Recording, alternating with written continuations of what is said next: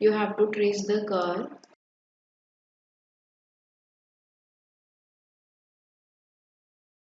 पहले हम इसमें चेक करेंगे सिमेट्री।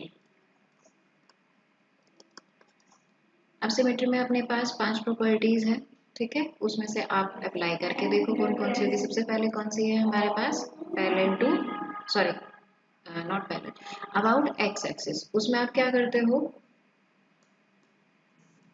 y को भी हैव टू सब्स्टिट्यूट, मतलब अपनी प्रॉपर्टी होती है दिस वे। यहाँ पे आप y को इस फर्स्ट इक्वेशन में रिप्लेस कर दे माइनस वाई से, तो क्या हो जाएगा, minus y equal to x cube minus x. तो ये तो प्रॉपर्टी, ये तो इक्वेशन ही चेंज हो गई, these values are not same, means the symmetry is not in the equation, ठीक है। सेकंड क्या है, about y axis, for that you have to replace x minus x. So what will be the equation? This is also not the same equation as 1, so the symmetry is not also in curve. Next is about origin बोलो या फिर in opposite coordinates बोलो या फिर about both axes बोलो, कुछ भी हो सकता है। तो इसके लिए आप क्या करते हैं, x को माइनस एक्स से रिप्लेस करते हैं एंड y को माइनस वाई से रिप्लेस करते हैं। तो आप करिए, क्या बन जाएगी equation, minus y equal to minus x cube plus x. Now you can take minus is common from both side, तो क्या हो जाएगा, y equal to x cube minus x. This is the same equation as 1, hence this curve has symmetry about origin, और third one, right.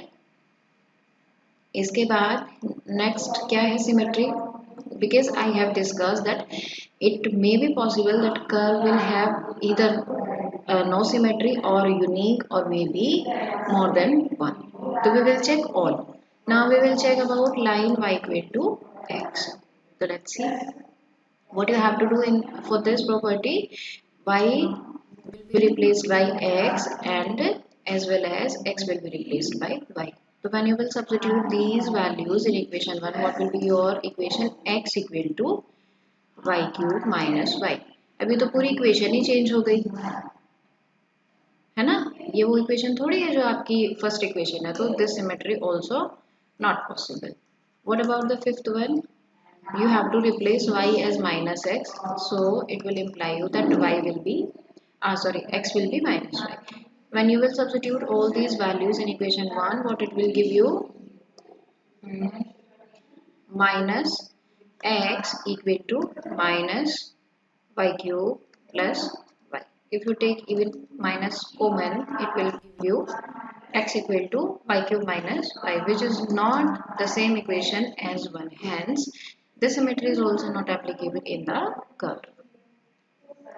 तो यहाँ से आप क्या समझे कि सिर्फ आप इस कर्व के पास सिमेट्री है अबाउट ओरिजिन या फिर इन अपोजिट क्वाड्रेंट्स या फिर बोथ एक्सिस। तो इसका मतलब मैंने जैसे आपको कल भी बताया था कि अबाउट ओरिजिन मतलब ओरिजिन के इधर, अपोजिट क्वाड्रेंट्स मतलब या तो इन दोनों में कर्व कहीं बनेगा या इन दोनों में कहीं कर्व बनेगा, और जिस भी तरीके का बनेगा, इस सपोज इस क्वाड्रेंट में बनता है तो जो भी स्ट्रक्चर इधर रही होगी सेम इधर बनेगी, जो इधर रही होगी वो इधर बनेगी, ये सिमेट्री होती है। इसके बाद what was the second property that you have to check, intercepts, कि either curve is passing through axis y or x. Suppose it is passing through the curve, then where it is intersecting the axis. ठीक है, तो for that what you have to do, suppose we are checking, we are considering that yes it cut the axis. तो जब ये x axis को cut करेगा उस पे आपने इंटरसेप्ट अगर निकालने हैं तो what you have to do, you have to substitute y as 0 in the equation. It will give you 0 equal to x cube minus x, that means x into x square minus 1 equal to 0. It will give you x equal to 0 and x equal to plus minus 1. ठीक है, तो यहाँ से मुझे idea हो गया कि x 0, अब x 0 है तो what will be the value of y, 0, यानी कि वन कोऑर्डिनेट इज 0 0, जहां से आपका कर्व क्रॉस करेगा, पास होगा, जो भी हो, ठीक है। उसके बाद if x is 1, then what will be the value of y,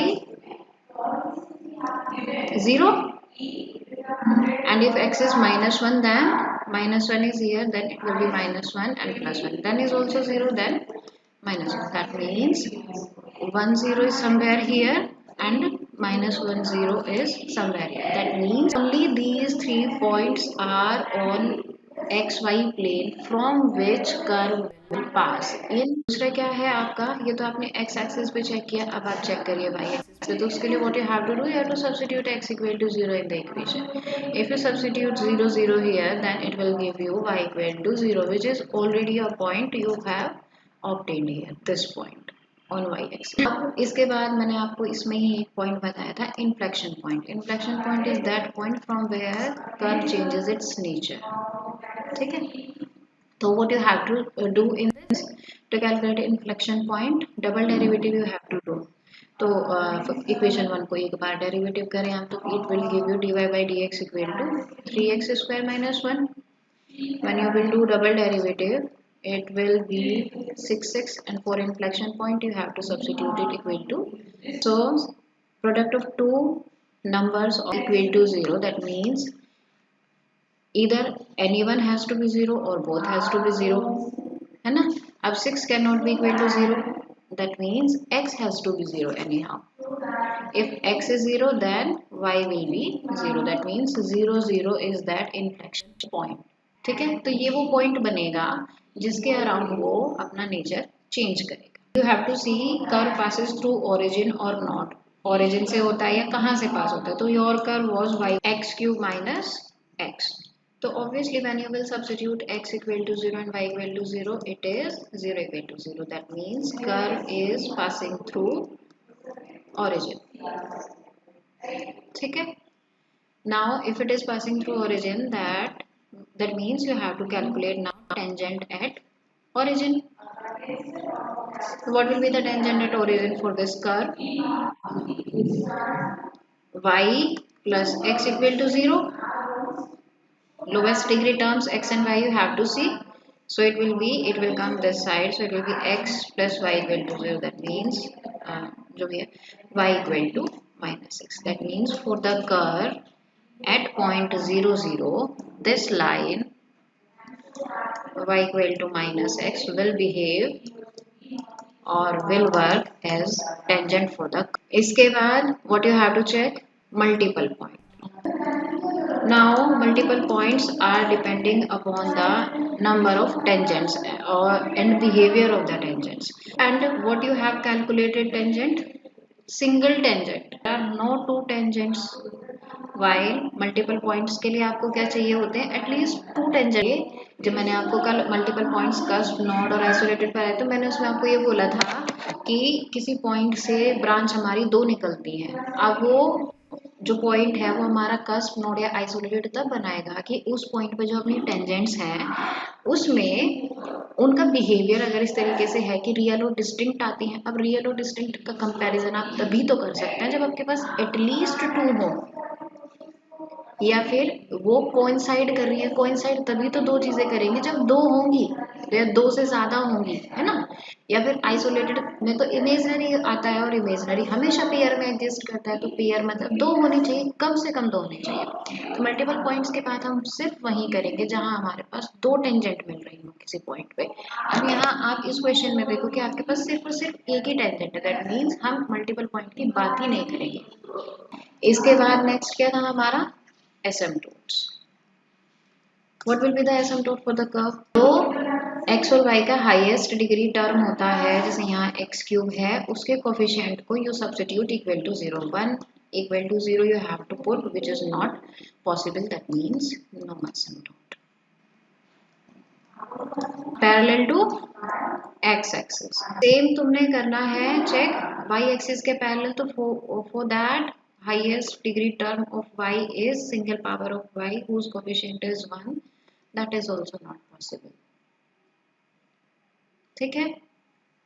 अब इसमें ऑब्लिक आप निकालें, तो ऑब्लिक के लिए what you have to take, y equal to suppose mx plus c is the equation of the tangent where m and c are unknowns. For that you have to substitute. First you will, what is the value of n here, highest degree term आपकी 3 है, तो n will be 3. तो make phi 3m. अगर आपने asymptote अच्छे से पढ़ा है तो ये समझ गए ना ये एक्सप्रेशन कहाँ से आया. तो क्या करना पड़ेगा, जितने भी हाईएस्ट डिग्री टर्म है x और y के कर्व में, वहां पे आप x को 1 पुट करेंगे और y को m पुट करेंगे, वहां से हम ये एक्सप्रेशन लेके आएंगे. ये होता था रूल. अब जो आपका कर्व है उसमें x के पास सिर्फ हाईएस्ट टर्म है, क्यूब y के पास तो नहीं है, तो x क्यूब में आप x को 1 पुट करोगे तो ये आ गया आपका 1. y इसमें है ही नहीं. अब अकॉर्डिंग टू रूल आगे मैं काम ही नहीं करूंगी, क्योंकि मुझे पता है कि ये जो कर्व हमारा आता है ये m में आना चाहिए ताकि मैं m के रूट्स निकाल सकूं.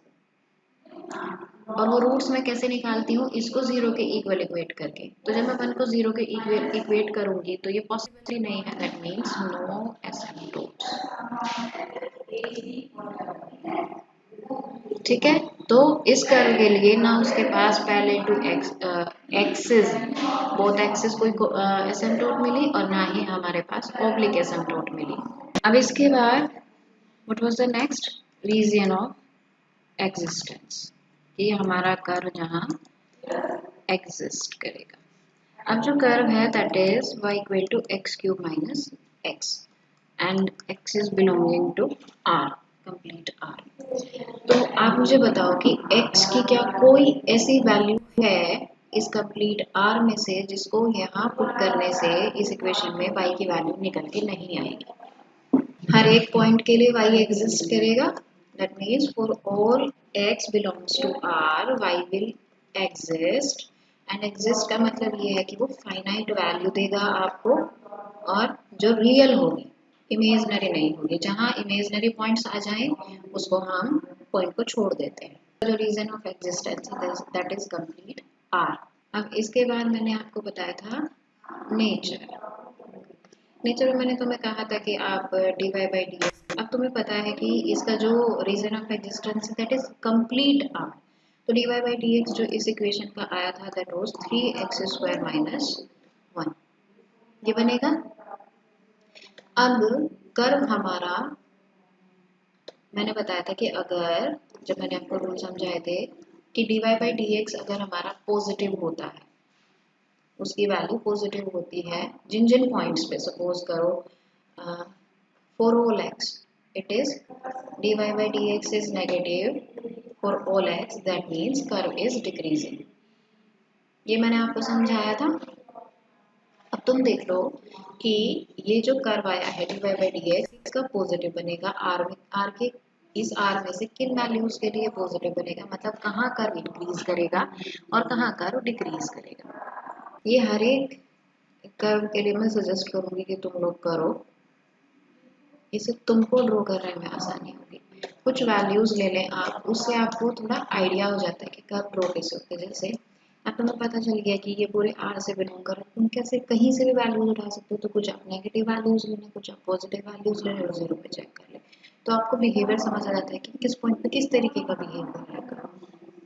तो कुछ नेगेटिव वैल्यूज ले लो.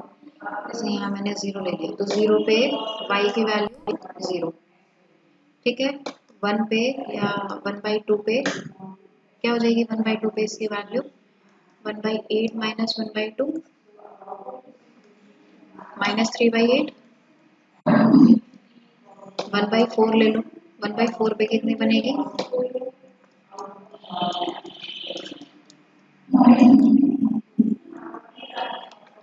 -15/64. इसके बाद आप क्या ले लो,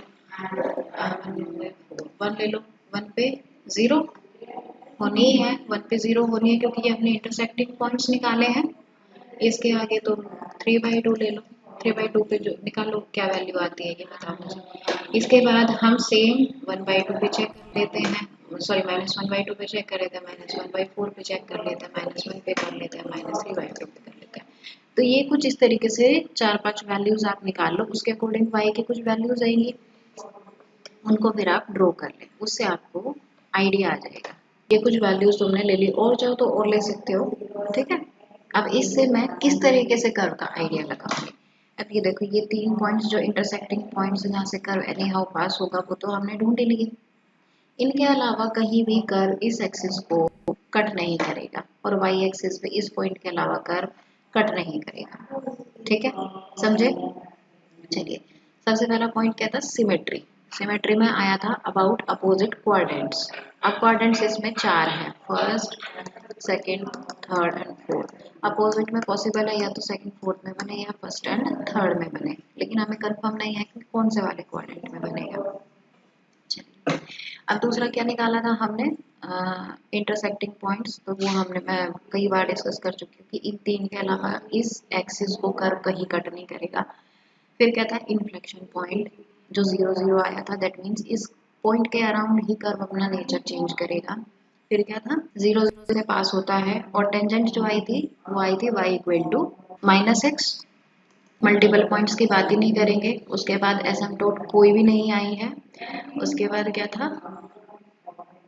reason of existence complete R है, मतलब यहाँ से ये माइनस इन्फिनिटी कहीं है, इधर इन्फिनिटी है। ये पूरा डोमेन तुम ले सकते हो, उसके पॉइंट कहीं भी ले सकते हो। हर एक पे y की वैल्यू एग्जिस्ट करेगी, मतलब हर एक पॉइंट के लिए कर्व कुछ वैल्यू देगा। चलिए, उसके बाद अब तुम पॉइंट्स देख लो। 0 पे x 0 था तो y 0 था, तो ये पॉइंट बना। उसके बाद 1/2 कहाँ है? जैसे ये 1 है तो 1/2 कहीं यहाँ रहा होगा। सॉरी, 0 नहीं, ये 1/2 है, तो इसके करस्पॉन्डिंग वैल्यू कितनी आई? नेगेटिव। तो नेगेटिव तो कहीं यहाँ बनेगी नीचे, -3/8, यानी कि 0.3, 3 पॉइंट समथिंग बनेगी ना। तो यहाँ कहीं मान लो, सपोज यहाँ है वो पॉइंट, कितना है ये? 3/8 नेगेटिव। तो इसके लिए यहाँ कहीं कर्व आएगा। 4 पे कितनी है वैल्यू? -15/64। तो 1/4 कहाँ होगा? यहाँ कहीं। इसके लिए वैल्यू कितनी है? -15/64 डिवाइड करो, कितनी आती है वैल्यू? 0.23, और कम हो गई इससे, यानी कि अगर ये यहाँ है तो इसके लिए कहीं यहाँ रहा होगा वैल्यू। दिख रहा है क्या? ये कौन सा है? 15/64 नेगेटिव का। अब 1 के लिए तो 0 ही आ गई यहाँ पे, तो यानी कि तुम ये चीज समझो कि कर्व यहाँ से चला, इसके पास गया, फिर वैल्यू यहाँ बढ़ी, इसके पास गया, तो इस तरीके का कुछ कर्व आया होगा। जो भी इसकी वैल्यू आती है, ये यहाँ पे जो भी वैल्यू आएगी, तो यहाँ अब देखो, इसकी भी वैल्यू निकालने की तुम्हें जरूरत नहीं है, क्योंकि तुम्हें पता है 1 पे वैल्यू 0 दे रहा है, और 0 वैल्यू आएगी तभी पॉसिबल है जब ये कर्व घूम के इस तरीके से आया होगा। ठीक है, तब तुम देखो कि 0 से लेके 1 तक ये कर्व इंक्रीज कर रहा है। सेम, या तो तुम सेम वाला ये जो पॉइंट टू पॉइंट रख रहे हो इधर भी करो, या सिमेट्री का, मैंने जब सिमेट्री आप लोगों को बताई थी तब मैंने आपको बोला था कि सिमेट्री का सबसे बड़ा प्लस पॉइंट हमारे पास क्या होता है कि हमको पता है कि जैसे मैंने आपको बताया अपोजिट क्वाड्रेंट में ये सिमेट्रिक होगा। मीन्स ये समझ आ गया कि अब अगर मेरा फोर्थ क्वाड्रेंट में बना है, दैट मीन्स ना तो इसमें कर्व होगा, इसमें होगा, अब मेरा सेकंड में बनेगा। ठीक है, और सिमेट्री क्या होती है कि जैसा इधर बना वैसा ही इधर बनेगा। दैट मीन्स मुझे इधर फालतू कुछ करने की जरूरत नहीं है, मुझे पता है कि कर्व इस तरीके से बनेगा। अब तुम्हें पता है कि इन पॉइंट्स के अलावा तो ये वापस घूम के आने से रहा, क्योंकि अगर ये घूम के आएगा तो कर्व को टच करेगा, इसको सॉरी एक्सिस को टच करेगा, जो पॉसिबल नहीं है, क्योंकि अगर ऐसा होता तो कोई और इंटरसेक्टिंग पॉइंट एक्सिस पे निकलता। अब इसके बाद इसको ये कर्व किस तरीके से जाएगा, मतलब पूरे यहाँ मान लो ये -इन्फिनिटी है तो ये इस तरीके से जाएगा, और ये इस तरीके से।